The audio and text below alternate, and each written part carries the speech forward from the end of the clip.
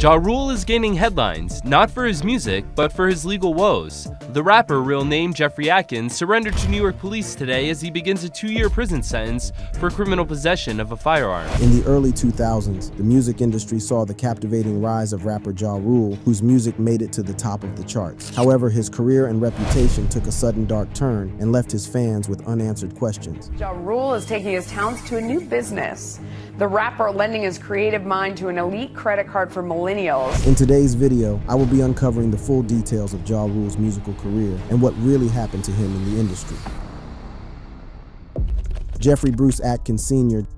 Ja Rule, whose birth name is Jeffrey Bruce Atkins, was born on February 29, 1976 in Hollis, a vibrant section of the Queens Borough in New York City. His early life was marked by both triumphs and tragedies that would shape his journey in the music industry. Jeffrey's family background played a significant role in his upbringing. His mother, Deborah, worked as a healthcare worker, dedicating much of her time to her profession. Unfortunately, Jeffrey's father left the family when he was very young, leaving Deborah to raise him as a single mother. This absence would have a lasting impact on Jeffrey's life. Tragedy struck the Atkins family when Jeffrey was just 5 years old. His younger sister, Kristen, tragically passed away in the womb. This devastating loss left Jeffrey as an only child, further emphasizing the importance of his bond with his mother. Due to her demanding job, Deborah relied heavily on Jeffrey's grandparents to help raise him. They played a significant role in his life, providing guidance and support during his formative years. However, their influence extended beyond mere familial ties. Jeffrey's grandparents were devout Jehovah's Witnesses, and as a result, he was raised within the principles and teachings of the religion. However, when Jeffrey was 12 years old, a significant shift occurred in his family's religious beliefs. His mother made the decision to leave the Jehovah's Witness religion, which had a profound impact on Jeffrey's upbringing. With the newfound freedom from the constraints of the Jehovah's Witness religion, Jeffrey began to navigate his own path. It was during this time that he found himself drawn to the vibrant and often tumultuous world of hip-hop. Hollis, the neighborhood where he grew up, served as a backdrop for his experiences and would later become an integral part of his artistic identity. In the streets of Hollis, Jeffrey began to find his voice. However, his journey took an unexpected turn as he delved into the world of drugs. Selling drugs became a means of survival and a way to navigate the challenges of his environment. This period of his life would later inform his music and provide a raw authenticity that resonated with audiences. Despite the hardships he faced, Jeffrey's passion for music began to flourish. In 1994, he embarked on his rap career by joining the hip-hop group Cash Money Click. Alongside fellow members Chris Black and O1, Jeffrey, now known as Ja Rule, started to make a name for himself in the music industry. Together with producer DJ Irv, Ja Rule and Cash Money Click released their debut single Get That Fortune independently in 1994. The song showcased Ja Rule's raw talent and unique style, catching the attention of music enthusiasts and industry insiders alike. Their hard work paid off when they signed with TVT Records, leading to the re-release of Get the Fortune as the B-side to their second single, For My Click. Unfortunately, their plans for a full-length album were derailed in 1995 when Chris Black was sentenced to 5 years in prison. The group was subsequently dropped from TVT Records, leaving their third single, She Swallowed It, in limbo. Although the single was never officially released, it gained a cult following through bootleg copies. Despite the setback, Ja Rule's talent and determination caught the attention of DJ Irv, who was working as an executive producer for Def Jam at the time. DJ Irv, now known as Irv Gotti, played a pivotal role in Ja Rule's career, helping him secure a contract with Def Jam. This partnership would prove to be a turning point in Ja Rule's journey, propelling him to new heights in the music industry. In 1995, Ja Rule made his first solo appearance on Mick Geronimo's track Time to Build, alongside fellow rising stars Jay-Z and DMX. This collaboration showcased Ja Rule's lyrical prowess and set the stage for his future success. Building on this momentum, Ja Rule continued to make guest appearances on songs by various artists, solidifying his presence in the hip-hop scene. One notable collaboration was on the song Usual Suspects from Mick Geronimo's second album Vendetta in 1997. Ja Rule's verse alongside The Lox, DMX, and Tragedy Khadafi further established his reputation as a skilled rapper with a unique flow. Ja Rule's talent and versatility caught the attention of other prominent artists, leading to more guest appearances on their tracks. He collaborated with Method Man, Redman, Nas, LL Cool J, and Dru Hill, among others. These collaborations not only showcased Ja Rule's ability to adapt to different styles, but also solidified his position as a sought-after artist in the industry. During this time, time, Ja Rule also made a brief cameo in the music video for Walk in New York by Queens hardcore rap group Onyx. His appearance in the video further increased his visibility and added to his growing reputation as a rising star. In 1997, Irv Gotti was granted his own imprint from Def Jam, known as Murder Inc. Records. Ja Rule was promoted as the label's flagship artist, and this partnership would prove to be a game changer for both Ja Rule and Murder Inc. Records. Under the guidance of Irv Gotti, Ja Rule's career soared to new heights. As Murder Inc.'s flagship artist, Ja Rule continued to make waves in the industry with his guest appearances on songs by other artists. His collaborations with established names such as Jay-Z and Jennifer Lopez further solidified his status as a rising star. Notably, Ja Rule wrote the hook for Jay-Z's hit single, Can I Get A?, which was originally intended to be Ja Rule's debut single. However, Jay-Z was so impressed with the track that he requested it for himself, recognizing its potential for success. Ja Rule's association with Murder Inc. Records allowed him to further showcase his talent and unique style. The label provided a platform for Ja Rule to release his own music. This partnership would prove to be instrumental in shaping Ja Rule's career trajectory. As the new millennium approached, Ja Rule's solo career began to take off. In March 1999, he released his debut single, Holla Holla, which quickly became a hit, peaking at #35 on the Billboard Hot 100. The success of Holla Holla propelled Ja Rule's debut album, Veni Vidi Vici, to #3 on the Billboard 200, selling 184,000 copies in its first week. The album eventually achieved platinum status in the US, largely due to the popularity of the lead single. With his solo career in full swing, Ja Rule experienced a breakthrough in the early 2000s, solidifying his status as a prominent artist in the music industry. His hit singles and collaborations catapulted him to new heights, dominating the charts and captivating audiences worldwide. In June 2000, Ja Rule released Between Me and You,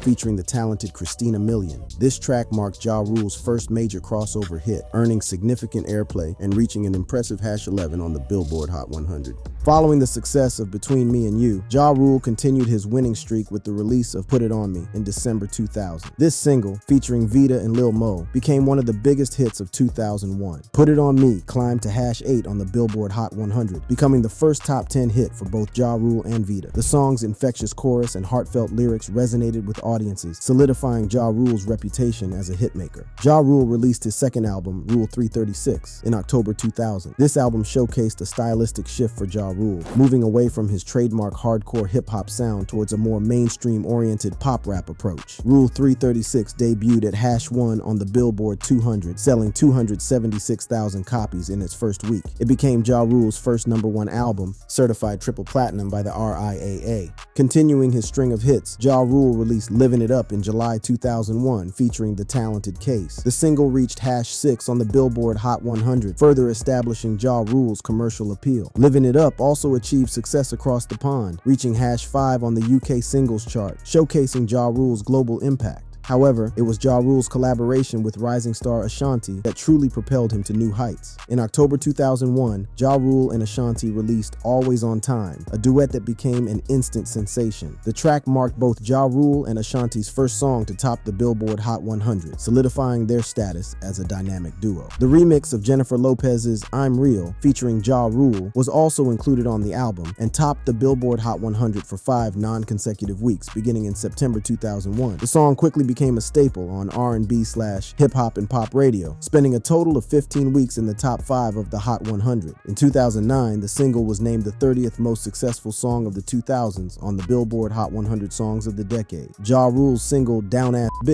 featuring Charlie Baltimore, also achieved success, reaching #21 on the Hot 100. The track showcased Ja Rule's versatility and ability to collaborate with a diverse range of artists. Ja Rule's third studio album, Pain Is Love, released on October 2nd, 2001, further solidified his position as a dominant force in the music industry. The album's introspective and emotionally charged tracks resonated with audiences, propelling it to the top of the charts and earning critical acclaim. Pain Is Love debuted at #1 on the Billboard 200, selling a remarkable 361,000 copies in its first week. By 2007, Pain Is Love had sold over 3.6 million copies, solidifying its status as one of Ja Rule's most successful albums. The album's critical acclaim was further recognized with a Grammy nomination for Best Rap Album in 2002. Following the success of Pain Is Love, Ja Rule released his fourth studio album, The Last Temptation, on November 19, 2002. The album showcased Ja Rule's growth as an artist and his ability to evolve his sound while maintaining his signature style.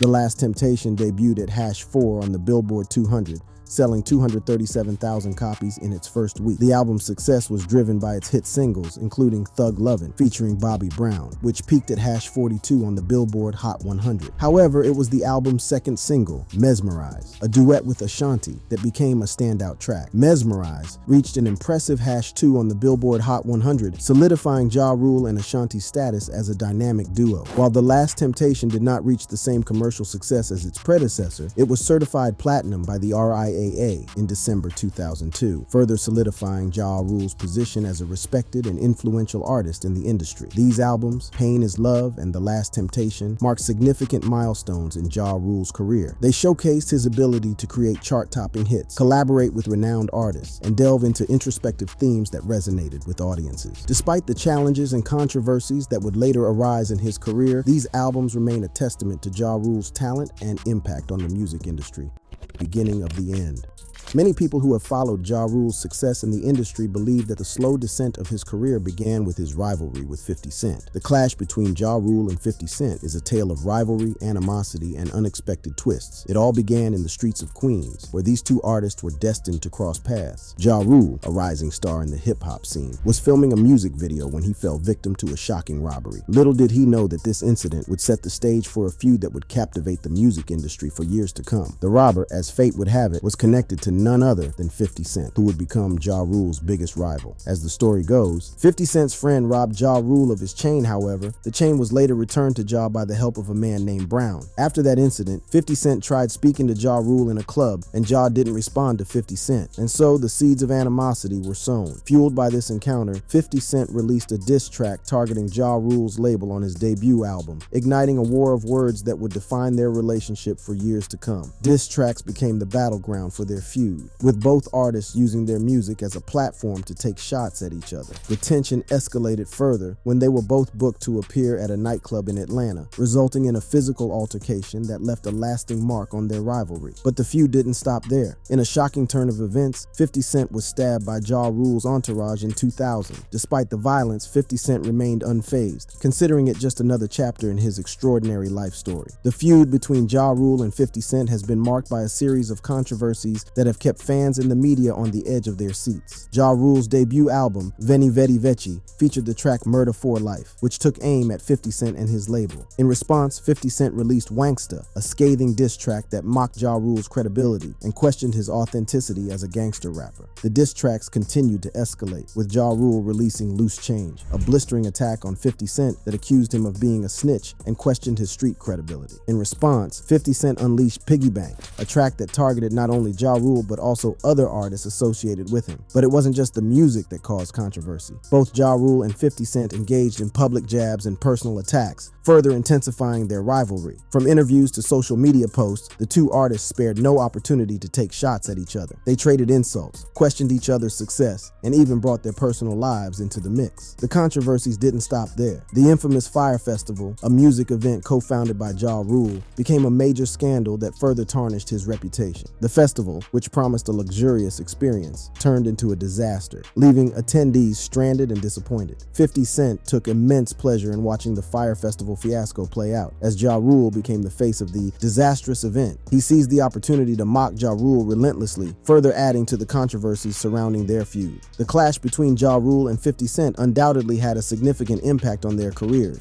Both artists experienced highs and lows as a result of their ongoing feud, with their music and public perception being greatly influenced. Prior to their feud, Ja Rule was riding high on the success of his albums, such as Rule 336 and Pain is Love, which spawned numerous hit singles. He was a dominant force in the rap game, known for his catchy hooks and melodic style. However, as his feud with 50 Cent escalated, Ja Rule's popularity began to wane. The feud with 50 Cent definitely had an impact on Ja Rule's career. It shifted the focus away from his music and more towards the drama surrounding their clash. It became harder for him to maintain his previous level of success. On the other hand, 50 Cent's career soared during the height of their feud. His debut album, Get Rich or Die Trying, was a massive success, selling millions of copies worldwide. worldwide. The album's gritty lyrics and raw energy resonated with audiences, and 50 Cent became one of the biggest names in hip-hop. 50 Cent's feud with Ja Rule actually helped propel his career to new heights. The controversy surrounding their clash brought a lot of attention to him, and he capitalized on that momentum with his music. The feud between Ja Rule and 50 Cent also had an impact on their public perception. Ja Rule, once seen as a charismatic and successful artist, began to be viewed as the underdog in the battle against 50 Cent. The media often portrayed him as the loser in their feud, and his credibility as a rapper was called into question. Meanwhile, 50 Cent's image as a tough and relentless rapper was solidified through his confrontations with Ja Rule. He became known for his fearless attitude and willingness to take on anyone who crossed his path. This image helped him maintain a loyal fan base and establish himself as a force to be reckoned with in the industry. As both artists worked on their careers, Ja Rule's career seemed to be taking a worse hit from the feud. However, things soon took a different turn for Ja Rule. In the summer of 2007, the music industry was buzzing with excitement as Ja Rule and Lil Wayne took the stage for a historic performance at the Beacon Theater in New York. Little did they know that this night would mark the beginning of a downward spiral for Ja Rule. As the concert ended, both artists were pulled over in separate traffic stops by the police. While Lil Wayne's encounter with the law involved a gun being thrown from his tour bus, Ja Rule's situation was different. The police stopped his luxury sedan due to an allegedly suspended registration. It was during this routine traffic stop that the semi-automatic .40 caliber pistol was discovered in the back seat, leading to the immediate arrest of Ja Rule, his manager, and their driver. What followed was a tense affair, with the media and fans closely following every development. Ja Rule's legal team fought hard to present a compelling case, but the evidence against him was difficult to refute. The discovery of the semi-automatic .40 caliber pistol in his car provided a damning piece of evidence that weighed heavily in the prosecution's favor. However, in a surprising twist, Ja Rule made the decision to plead guilty to the charges. This plea deal would ultimately shape the course of his future. While his fellow rapper Lil Wayne received a 1-year jail term for his gun-related charges, Ja Rule agreed to a 2-year sentence. The formalization of this sentence was set to take place in February 2011, leaving Ja Rule with a heavy burden to bear. Ja Rule took to Twitter to express his frustration, quoting Rick Ross with the words, "What did I do to deserve this?" However, not everyone was sympathetic to Ja Rule's plight. The notorious 50 Cent took to social media to mock and taunt him. In a scathing message, 50 Cent wrote, "Wipe your nose, sucker. Throwing a going-away party for this punk they can't even afford alcohol. Looking for sponsors. Come on, it's only 721 days. Stop crying." It was clear that Ja Rule's fall from grace had not gone unnoticed by his fellow artists. After serving his 2-year sentence, Ja Rule emerged from prison in May 2013 with a newfound sense of purpose. The world watched as he took his first steps back into freedom, eager to see what the future held for the once prominent hip-hop artist. Ja Rule's release from prison marked a turning point in his life and career. He was determined to leave behind the mistakes of his past and embark on a path of redemption. The question on everyone's mind was whether he could successfully make a comeback and regain his status as a respected artist.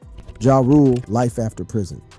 As he re-entered the music scene, Ja Rule faced a mixed reception. Some fans welcomed him back with open arms, eager to hear new music from the artist they had once admired. Others remained skeptical, questioning whether he had truly learned from his past mistakes. Shortly after his release, he decided it was time to venture into other businesses. However, that only led him into more controversies. It all began in August 2013 when a card-based membership club called Magnus's was co-founded by none other than Billy McFarland, a name that would later become synonymous with fraud and deception. Magnus's aimed to target millennials, offering them an exclusive and luxurious experience that seemed too good to be true. Magnus's quickly gained attention, and who better to serve as its spokesperson than the renowned rapper and entrepreneur, Ja Rule. With Ja Rule's star power and charisma, Magnus's seemed poised for success. The centerpiece of Magnus's was its club card, which at first glance appeared to be a real credit card. Made of sleek black metal, it bore a striking resemblance to the prestigious American Express Black Card, officially known as the Centurion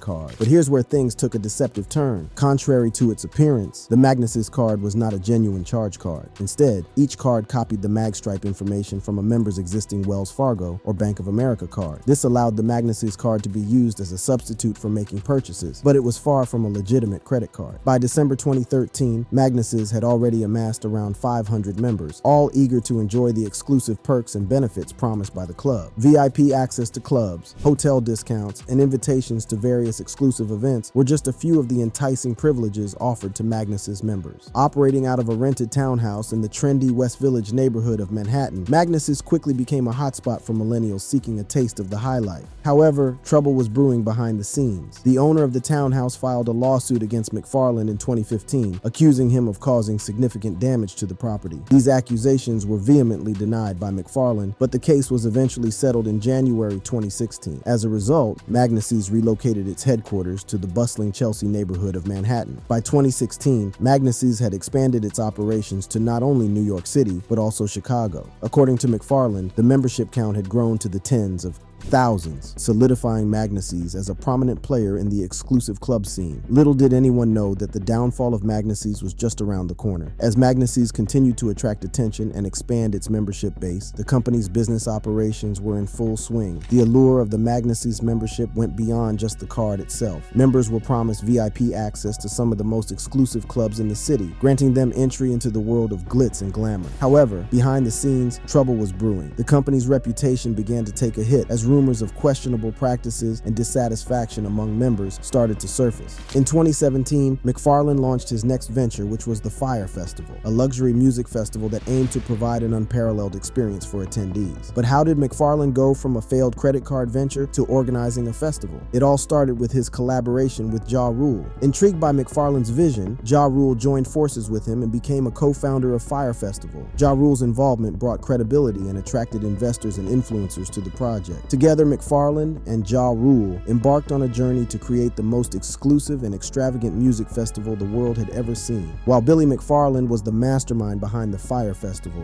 it was Ja Rule who played a crucial role in promoting and endorsing the event. Ja Rule, a famous rapper known for his chart-topping hits, lent his star power and influence to attract both investors and attendees to the festival. Ja Rule's role in promoting Fyre Festival cannot be understated. He used his social media presence and influence to generate buzz and excitement around the event. Through carefully crafted posts and endorsements, Ja Rule painted a picture of a luxurious and exclusive festival that would be the highlight of the year. His involvement attracted the attention of other celebrities and influencers who also began promoting the festival on their own platforms.